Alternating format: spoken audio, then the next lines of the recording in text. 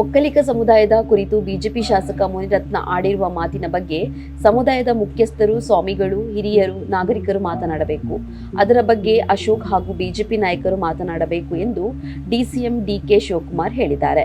America ಪ್ರವಾಸದಿಂದ ಮರಳಿದ ಬಳಿಕ ಮಂಗಳವಾರ ಮುಂಜಾನೆ ಸದಾಶಿವನಗರದ ನಿವಾಸದಲ್ಲಿ ಡಿಕೆ ಶಿವಕುಮಾರ್ ಮಾಧ್ಯಮಗಳೊಂದಿಗೆ ಮಾತನಾಡಿದರು. ಬಿಜೆಪಿ ಶಾಸಕ ಮುನಿರತ್ನ ಅವರು ದಲಿತ ಮತ್ತು ಒಕ್ಕಲಿಗ ಸಮುದಾಯದ ಬಗ್ಗೆ ನಿಂದಿಸಿರುವ ವೈರಲ್ ಆಡಿಯೋ ಪ್ರಕರಣದ ಕುರಿತು ಪ್ರತಿಕ್ರಿಯಿಸಿದ ಅವರು, ದೊಡ್ಡ ದೊಡ್ಡ ನಾಯಕರಿದ್ದಾರೆ, ಅವರು ಮಾತನಾಡಬೇಕು. ಇಂತಹ ವಿಚಾರದಲ್ಲಿ ಬಿಜೆಪಿಯವರೇ ಪ್ರತಿಕ್ರಿಯೆ ನೀಡಬೇಕು. ಮುನಿರತ್ನ ಮಾತನಾಡಿರುವುದು ಸರಿಯೋ ತಪ್ಪೋ, ಒಳ್ಳೆಯದೋ ಕೆಟ್ಟದೋ ಎಂಬುದನ್ನು ತಿಳಿಸಬೇಕು. ಸರಿ ಇದ್ದರೆ ಸರಿ, ತಪ್ಪಿದ್ದರೆ ತಪ್ಪು ಎಂದು ಹೇಳಬೇಕು ಎಂದರು. ಇಂಥ ವಿಚಾರ ಎಲ್ಲ ಬಿಜೆಪಿಯವರೇ ಇದ್ರಂತೆ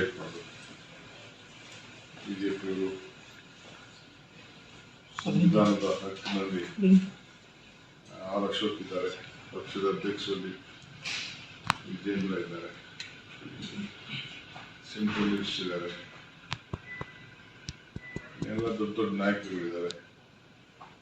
ಅವರೆಲ್ಲ ಮಾತಾಡ್ತಾರೆ.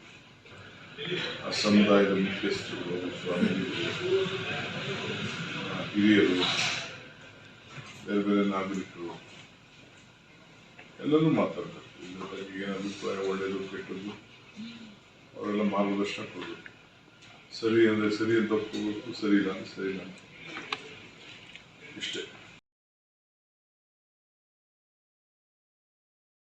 ಹೆಚ್ಚಿನ ಸುದ್ದಿ ಅಪ್ಡೇಟ್ಗೆ ಈಗಲೇ ದ ಫೆಡರಲ್ ಕರ್ನಾಟಕ ಯೂಟ್ಯೂಬ್ ಪೇಜನ್ನು ಸಬ್ಸ್ಕ್ರೈಬ್ ಮಾಡಿ.